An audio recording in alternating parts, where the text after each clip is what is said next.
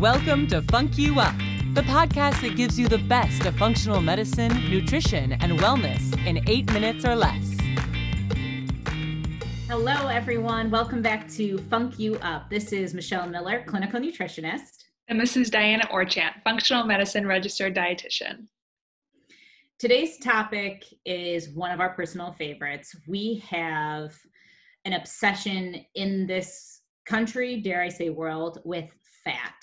And, I think one of the first issues with fat is that we associate dietary fat with fat storage in our body. Diana, you were saying you wish we could just change the name of this altogether. Yeah, I wish that we could change the word. We have the 3 macros are carbs, protein, and fat. And fat is so scary. I wish we could just change it to lipids or something, a little more scientific, so people don't feel like the fat they're eating is going to make them so fat.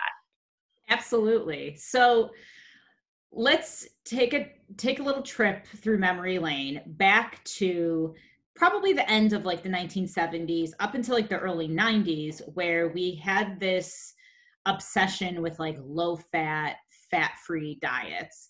And basically this idea that dietary fats make us fat, and therefore if we keep these low in our diet, or we consume these low fat foods or whatnot, then we will be leaner and healthier overall. Right. And we have this now, that was probably almost 20 years worth of that being ingrained in our society. And so now we all have this fear of fat. And unfortunately, we also have this concept of, calories in and calories out, as in, however many calories you consume is however many we're going to hopefully get rid of, or we need to get rid of. But unfortunately, it doesn't exactly work like that. But because fats are higher in calories per gram, fats have 9 calories per gram, whereas carbs and protein have 4, they're known to be bad because you're getting more calories with each gram of fat. Great point. This all did stem, one of the ideas behind this low fat craze was that, lower fat should equal lower calories, and that should equate out to weight loss.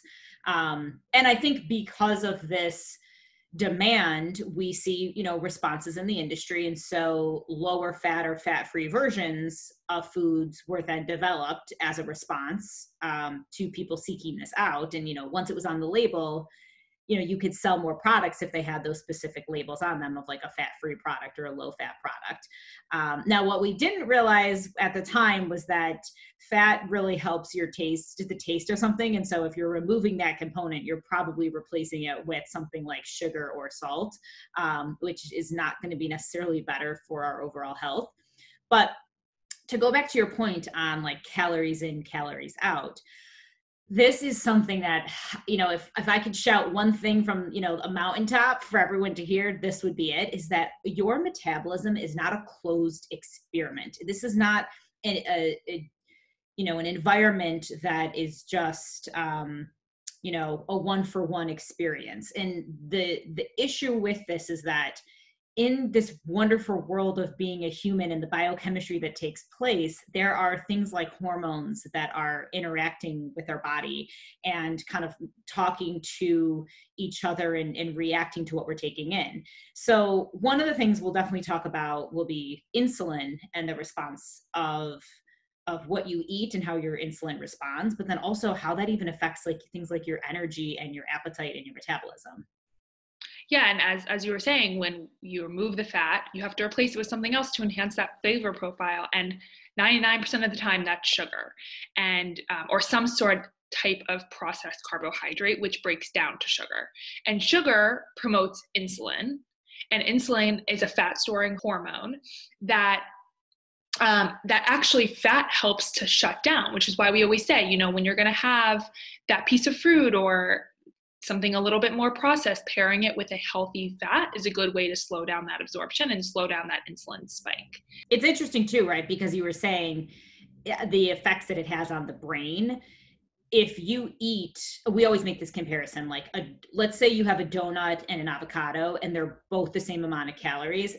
Those give very different inputs and messages in your body. One's going to stimulate insulin and kind of create more fat, create more of a situation where fat's going to be stored, versus the other is going to like really kind of like calm down the appetite and really be wonderful nutrition for your brain, especially, and your hormones, and is going to lower insulin in the body. And so this is one of our perfect examples we like to use to help explain why it isn't just calories in, calories out.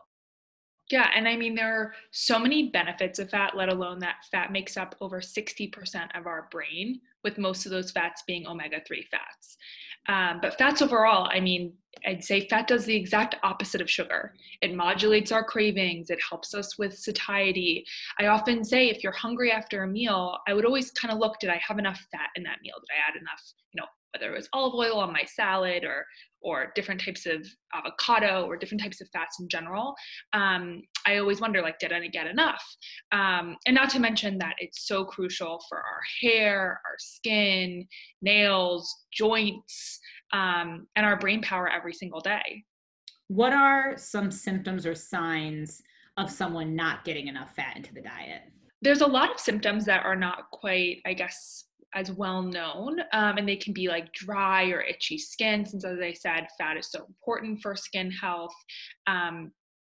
Soft or cracked or just not so strong nails, tiny bumps on the back of your arms, which we talked a lot about in our skin health episode, and then just like achy, stiff joints. I think of fats as like almost that like lubrication. Yeah, to get our joints moving. And if you're waking up super stiff, I'd look into, what kind of fats you're getting in your diet, if at all.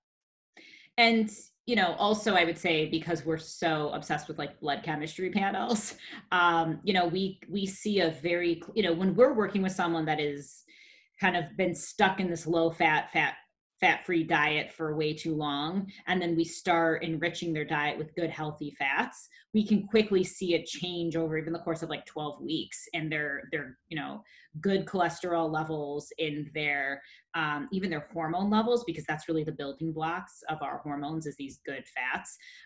So it's really remarkable to see kind of like the ripple out effect of just changing one component of your diet, seeing how it affects your brain health, seeing how it affects your cholesterol levels, for, how it's affecting your metabolism.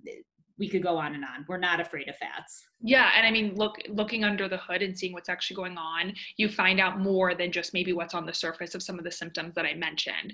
And actually, interestingly enough, there's a brand new study in the British Medical Journal, British Medical Journal, that just came out, noting that restricting carbs over saturated fat is more beneficial for those who have high cholesterol, especially those who have high cholesterol running in their family. And they're like, I kind of try to eat really healthy, but they're still getting those higher cholesterol levels.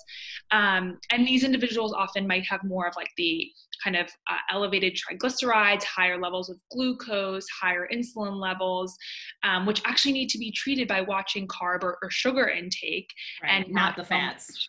Yeah, exactly. Yeah. And I mean, during these couple of decades where we had a lot of our society restricting fats in the diet, and like, fats were equal at that point. It wasn't good fats or bad fats. It was just fats were, bad overall. So it wasn't like one type of fat was good and one type of fat was bad, kind of more how we look at it now.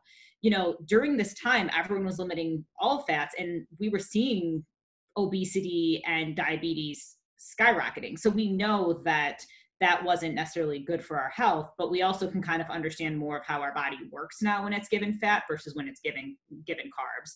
And I love, like, one specific study that we were talking about before this that we found in the National Institute of Health was showing that they took a group of people and just consuming consuming a diet higher in fats and lower in carbs. These individuals were burning over 100 calories more per day just by switching the types of calories that they were eating. So that was like proof in itself, like, this isn't calories in, calories out. And over the course of a year, those people that were consuming higher fats and lower carbs were losing 10 pounds. So it's like, you don't even have to deprive yourself. That's not what we're talking about. It's literally just changing up the quality and type of the calories you're consuming. Right. And the high fat group also had the most improvements in cholesterol and bigger improvements with their insulin resistance, and prevention of diabetes, prediabetes. And there's also been multiple studies that show that the majority of people who end up in the emergency room with a heart attack have normal overall cholesterol levels. But what they do have is prediabetes or type 2 diabetes, which goes back to all of our systems are connected, and you can't just, focus on driving down cholesterol or driving down blood sugar. They all work together. Totally. But yeah, so switching up those fats for sugars is not going to be the solution. Well, and I think we did also see, when you look at the history of the diet fads, especially in our society, we do see how we went from a low fat obsession to then a low sugar obsession. And then that took us into artificial sugars, which we just talked about on our last episode. But it's like, folks, at the end of the day, when are we going to learn? We just have to eat real whole foods, and then our body will do what we want. We can't hack this and cheat this system. You just have to give your body the good nutrition it needs. So now let's move into what's a good fat, what's a bad fat. And, if we're realizing that these fats have such a great role in our diet, in our, helping our overall health, our brain health, our keeping us more satiated, helping our metabolism, what are these good fats that we should be aiming to get in? Yeah, so good fats overall are going to be the fats that are going to drive up our good cholesterol, which is our HDL, and drive down our triglycerides. And drive down LDL as well, which is the bad cholesterol. So when I think of good fats, I usually go towards avocados, a variety of types of nuts, walnuts, almonds, pecans, a variety of different seeds like pumpkin or chia seeds or flaxseed. And then there's all these different types of fatty fish. So the omega-3s are my favorites. Right, absolutely. And so the acronym that I like to think of is SMASH, which stands for sardines, mackerel, anchovies, salmon, and herring. That's a good way to remember it. I like that. Yeah, the SMASH is just like the main fish that I always think of that acronym in my head.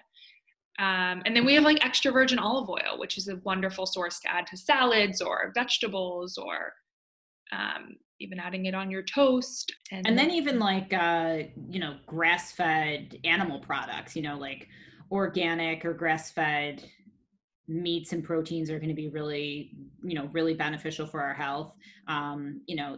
This is something that we see from time to time still, people who are still using margarine instead of, I don't even know how to say it right because I don't use it, instead of real grass-fed butter, butter from cows that were out in the sunshine and eating the grass the way that they were designed to be. And even things like coconut. Right. And, some of these kind of get a bad rap, but as we always say, focus on the grass-fed or sustainably raised, because a lot of the toxins in general in humans and animals, they're stored in our fat cells. So if we're eating these conventionally raised animals that are, eating a bunch of GMO corn and getting a bunch of hormones and really stressed out and antibiotics, right. Then we're consuming that, which is not going to be good for us overall. But that's just one reason that we always push grass-fed here too. Yes, absolutely. So with the bad fats, the ones that we really, really need you to stay away from, because these are not going to help your appetite. These are not going to these are going to actually create inflammation in your body, and cause you to age faster and just cause oxidative stress, all sorts of bad things. These are the fats that you want to make sure you're reading your label for, that they're not in there. So these are things like vegetable oil, which is basically a blend. It could be soybean oil, canola oil, corn oil. Also looking out for trans fats that is now thankfully labeled. So that's a really important one. What are the other bad fats that you try to look out for? Mainly vegetable oils such as canola, corn, or soybean oils. These can often be really high in omega-6s, which we can often get way too much of, which can have an inflammatory effect on our body, and really have been shown to play a role in most chronic diseases. Good, totally. So, once we know what good fats to look for, once we know what the bad fats are, then we think, okay, we want to only be consuming these good fats. We want to minimize our carbs and our sugars in our diet, but how much fat should I even be consuming? The dietary reference intake for the average individual is about 20 to 35% of your calories. And for every single person, everyone's calorie intakes are going to be different. So that's why there's just that like broad Average. percentage, right? And that's generally effective, but it really depends on you and kind of where your other macro lies and also what your goals are. But what we've seen is that keto diets or more high fat, low carb diets are really picking up, which means that that percentage is going to be shifted quite north. And people are feeling great this way. It's interesting when you think about individuals on a keto diet, the experiences that keep them on that diet are that they feel like they have better energy, they're not hungry, they have better control of their appetite, brain fog, mental function is a huge benefit, just having like a clear head and being able to think really well and clearly. I feel like we hear that all the time with keto. And then we also know that with some medical conditions, there's a lot of benefits of the keto diet too. But I mean, basically that's like higher fat, some protein, very, very low carb. There's a reason that this is kind of picking up and that people feel really good on it. Yeah, and I think we're just happy that society is moving in that direction, as long as they're just moving towards consuming more of the good fats and really focusing on those and including them every single day. Great point. Yeah, you could definitely be following a keto diet and be having like garbage oils. So I thank you for pointing that out. That's a really good distinction. And again, I mean, we believe that nutrition should be customized and personalized for every individual. And you also shouldn't be afraid to play around with things, play around with different types of healthy fats, because some might make you feel better than others. You might be able to digest certain ones better than others. And also just knowing, throughout your life, your need or benefit might change. Some women I find, if they're dealing with hormone issues, we need higher levels of fats at different times in their life. Some athletes I find they need different levels of fats. So it definitely can be and should be personalized. And this is something really safe if you're playing around with these healthy fats that you should feel comfortable kind of playing around with on your own too. Yeah, so the bottom line is just,